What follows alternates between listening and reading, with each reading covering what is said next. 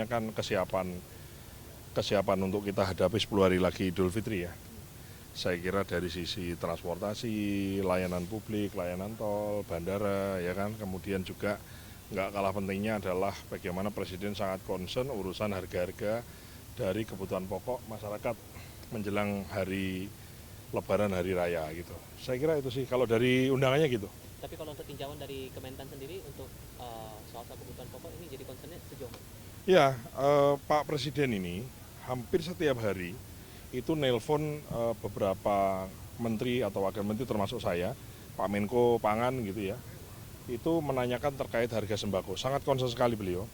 Ya selalu ditanya gimana itu harga-harga gitu. Nah pantauan kita harga-harga sembako relatif stoknya ada, harganya relatif stabil.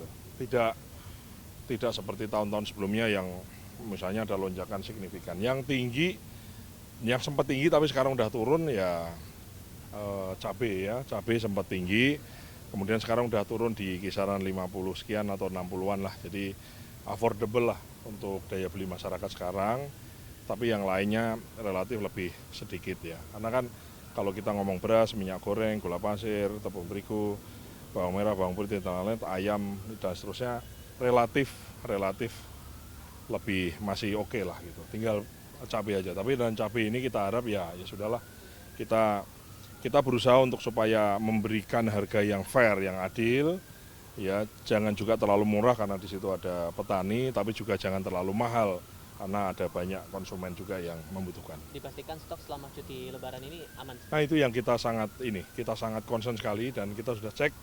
Kalau beras kan ya as you know lah bahwa kinerja Bulog sudah baik, serapannya sudah baik, ya. Terus stok kita di gudang sudah 2 juta ton lebih. Jadi untuk beras aman. Untuk gula kita cek di PTPN juga stoknya cukup ya. Kemudian minyak goreng kita sudah koordinasi juga dengan beberapa pihak termasuk pihak swasta ya. Beberapa perusahaan-perusahaan besar apakah Wilmar, apakah Sinarmas dan lain-lain yang memproduksi minyak goreng juga stok ada. Memang di bulan puasa ini dan Lebaran nanti semua stok ini kita minta ke semua produsen untuk kita banjiri pasar. Jadi kemanapun masyarakat beli, mau ke supermarket, minimarket, pasar tradisional, ke warung tetangga harus ada barang itu. Nah itu memastikan itu. Selain itu, pemerintah juga melakukan operasi pasar di semua kantor dinas perdagangan, semua kantor balai pertanian plus 4.800 kantor pos seluruh Indonesia. Sekarang utilisasinya sudah 2.000 per hari ini ya, sudah 2.818. Nah kita harapkan sampai dengan Lebaran nanti target sasarannya 4.000 gerai bisa kita buka di 4.000 cabang kantor pos di seluruh Indonesia. Nah, harapannya lagi setelah Lebaran kantor pos ini tidak tutup. Ya, sembakonya tetap dilanjutkan ya. Menjadi gerai sumber pangan sembako yang harganya baik, murah bagi masyarakat dan juga kan ada koperasi desa manapun tidak lain-lain ini kita mau sambungkan. Jadi kantor posnya jadi mini DC-nya, mini distribution center-nya dan seterusnya. Saya kira ke arah sana kita. Tapi ada operasi khusus soal yang minyak kita produsennya untuk dibenahi nggak sih Mas? Itu karena kayaknya setiap minggu selalu ada, itu apakah jadi operasi rutin nanti atau seperti apa Mas? Iya, untuk bisa menyeleksi nanti masyarakat dapat kualitas yang betul. Ini kan yang kelihatan kasat mata, yang jelas itu kan kemarin pelanggarannya adalah pelanggaran volume ya. Dari kuantitasnya, kita kan belum melihat misalnya dari sisi kualitasnya, apakah kualitas sama. Nah, kita benahi semua. Tentu ini kan terkait masalah kalau produsen sudah dalam kaitannya untuk ekspor, mereka sudah melakukan kewajiban untuk demonya. Nah ini kan pelanggarannya ada di repackingnya. Ya, nah ini kita beberapa sudah kita tindak, sudah ada juga tersangka. Ya tentu saja kan begini ya, harus kita evaluasi secara keseluruhan betul, bahwa dari sisi kualitas, pengawasan kualitas dan pengawasan kuantitasnya harus jelas, harus benar. Apakah kita lagi kemarin saya bicara atau Pak Mentan juga bicara dengan Pak Menteri Perdagangan bagaimana DMO-nya itu juga sebagian dilewatkan 10 kah, 20% kah atau lebih dilewatkan BUMN sebagai kepanjangan tangan pemerintah. Itu salah satu bahan diskusi yang kita mau ini. Tapi kita ingin jangan sampai kasus per kasus ini membuat kegaduhan sehingga nanti jadi panik kemudian di lapangan barangnya nggak ada. Jadi kita tetap penegakan hukum tetap dilaksanakan, tapi ingat banjiran pasar harus dibanjiri sama produk-produk yang dibutuhkan masyarakat itu juga sangat penting. Ya. Jangan sampai satu sama lain itu saling mengganggu gitu. Mendekati Lebaran akan ada sidak yang makin rutin lagi untuk minyak kita ini Pak?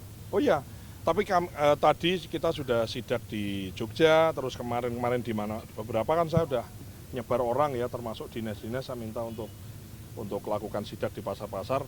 So far belum ada temuan baru. Ya karena memang ini kan kemudian heboh kan orang mungkin yang sudah terlanjur pada ditarikin dan seterusnya. Selain itu juga produsen-produsen nakalnya kan sudah ditindak sama kepolisian. Kita tegas di situ. Tapi berarti masih ada potensi untuk produsen nakal lainnya berarti yang dilaporkan ke Ya kita kan begini ya, orang berniat jahat ini kan kita nggak bisa larang ya. Tetap intinya adalah siapapun yang melanggar, menari-nari di atas penderitaan rakyat, ngurang-ngurangi kualitas dan ngurang-ngurangi kuantitas harus dihukum.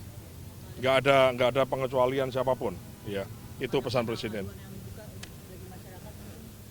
Saya kira kalau ada ya, kita kan di Kementan sendiri membuka aduan tapi lebih ke proses di internal. Tapi kalaupun aduan termasuk itu ya, gabah, bulog, nggak dibeli, ngadu di sosmed aja rame, kita pasti follow up semua. Ya. Ingat, minyak goreng itu tuh dulunya awalnya dari temuan masyarakat di sosial media, kemudian kita telusuri semua, Pak Mentan, saya, kita turun ke pasar-pasar, ternyata memang terbukti ada beberapa. Enggak semua. Jangan juga digeneralisasi, beberapa oknum ini kemudian dianggap semuanya melakukan itu ya. Jadi kita harus apresiasi, harus hargai orang yang sudah kerja baik.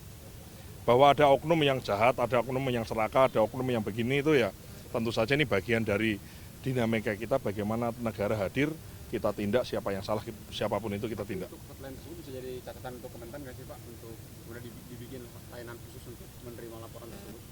Ya bisa. Ada sih sebetulnya ya, tapi mungkin belum familiar. Nanti saya kasih deh. Ada kok aduan, termasuk aduan kalau ada orang korupsi, ada orang minta fee di Kementerian Pertanian itu ada nomornya, tanpa harus menyebutkan sumbernya.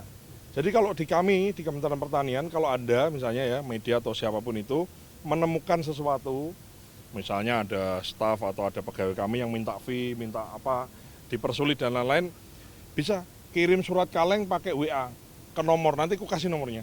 Ya, kita udah jalankan itu dan banyak temuan termasuk pupuk palsu, ya kan kemarin rame-rame ya pupuk palsu itu dari aduan-aduan itu.